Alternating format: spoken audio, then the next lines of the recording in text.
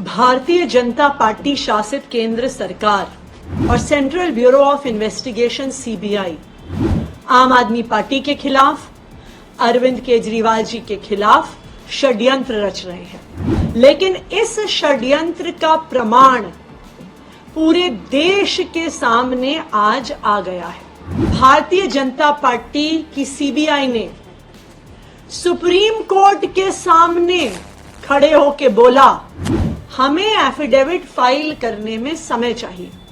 तो supreme court ने भी समय दिया और 2 हफ्ते बाद की तारीख अरविंद केजरीवाल जी के केस की लगा दी। लेकिन आज जिस एफिडेविट पर सीबीआई ने कहा कि हमें फाइल करने के लिए 1 हफ्ते का समय चाहिए, आज वो एफिडेविट दिल्ली के देश के हर अखबार में छपा हुआ है।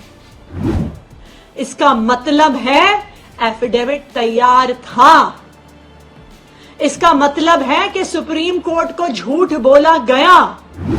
इसका मतलब है कि सिर्फ अरविंद केजरीवाल को कुछ दिन और जेल में रखने की साजिश कर रही है भारतीय जनता पार्टी की सेंट्रल ब्यूरो ऑफ इन्वेस्टिगेशन।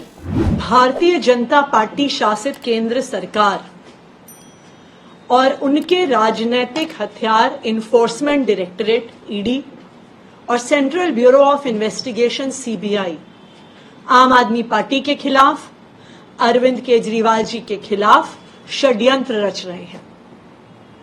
यह षड्यंत्र पिछले 2 साल से चल रहा है, लेकिन इस षड्यंत्र का प्रमाण पूरे देश के सामने आज आ गया है।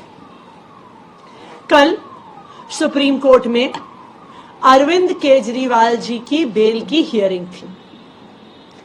उस बेल की हियरिंग में भारतीय जनता पार्टी की सीबीआई ने सुप्रीम कोर्ट के सामने खड़े होकर बोला कि हमें इस मामले में एफिडेविट फाइल करने में समय चाहिए।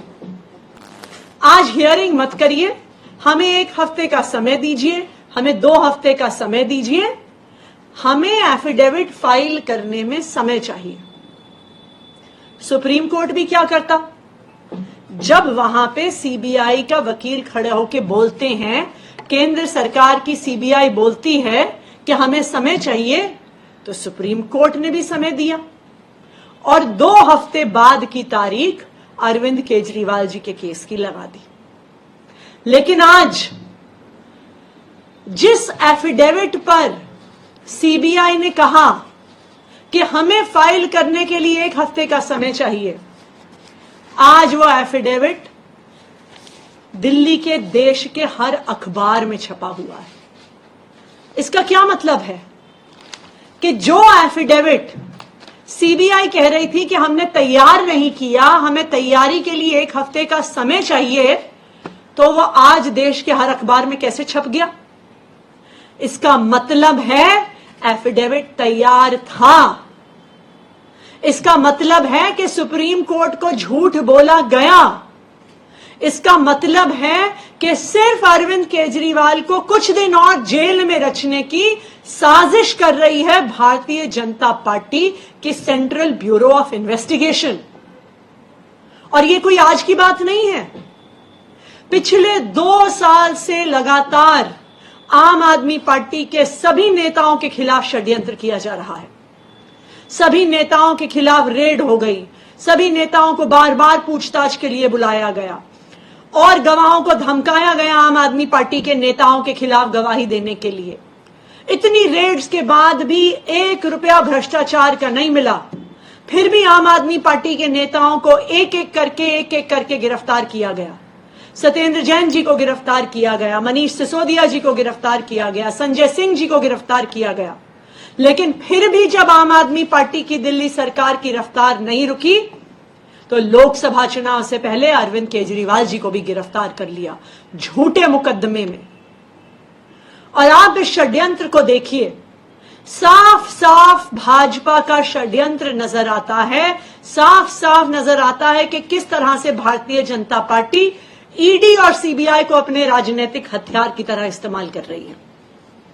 20 जून को दिल्ली के मुख्यमंत्री अरविंद केजरीवाल जी को बेल मिलती है, ट्रायल कोर्ट से बेल मिलती है, पीएमएलए वाले मामले में बेल मिलती है, ईडी वाले मामले में बेल मिलती है। उस ऑर्डर के अपलोड होने से पहले ही ईडी 21 जून की सुबह हाईकोर्ट पहुंच जाती है और ऑर्डर आए बिना उस ट्रायल कोर्ट द्वारा दी गई बेल को स्टे करा देती है 21 जून को। 22 जून को अरविंद केजरीवाल जी और उनके वकील हाईकोर्ट के इस ऑर्डर के खिलाफ सुप्रीम कोर्ट जाते हैं स्टे को हटवाने के लिए। और भारतीय जनता पार्टी को पता है कि सुप्रीम कोर्ट से हर इंसान को न्याय मिलता है, तो भारतीय जनता पार्टी क्या करती है कि उनको जब पता चल जाता है कि ईडी के केस में तो बेल मिल गई, तो वो 26 जून को अरविंद केजरीवाल जी को सीबीआई से अरेस्ट करवा लेते हैं कि वो किसी भी तरीके से जेल से बाहर ना आ सके। तो जब 11 जुलाई को अरविंद केजरीवाल जी को सुप्रीम कोर्ट से भी ईडी के मामले में बेल मिल जाती है, फिर भी आज 24 अगस्त तक अरविंद केजरीवाल जी षड्यंत्र की वजह से जेल से बाहर नहीं आ पाए।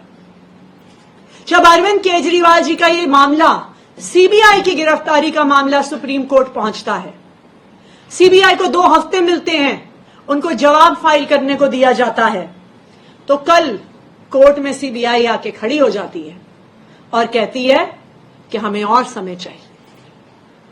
ये अखबार इस बात को साबित कर देते हैं कि सीबीआई को समय नहीं चाहिए था।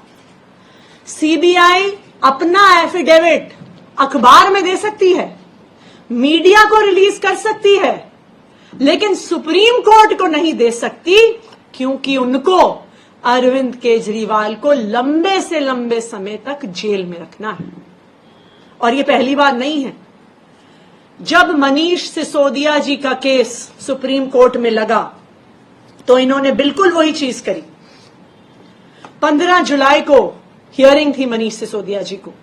इसी तरह से भारतीय जनता पार्टी की ईडी और सीबीआई आके सुप्रीम कोर्ट को कहते हैं कि हमें और समय चाहिए, हम जवाब नहीं फाइल कर पाए हैं, और उसी वजह से 15 जुलाई की हियरिंग 29 जुलाई तक पोस्टपोन हो जाती है।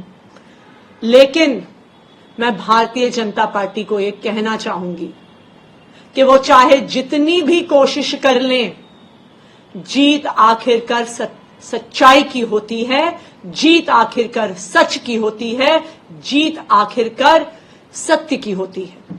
हमने मनीष सिसोदिया जी के केस में भी देखा कि ईडी की तमाम कोशिशों के बावजूद, सीबीआई की तमाम कोशिशों के बावजूद उन्हें आखिरकार सुप्रीम कोर्ट से राहत मिली। और हमें इस बात का भी भरोसा है कि अरविंद केजरीवाल जी भी जल्द दिल्ली वालों के बीच में आएंगे। भारतीय जनता पार्टी का हर षड्यंत्र जो सीबीआई के माध्यम से रच रही है, ईडी के माध्यम से रच रही है, हर षड्यंत्र उनका फेल होगा।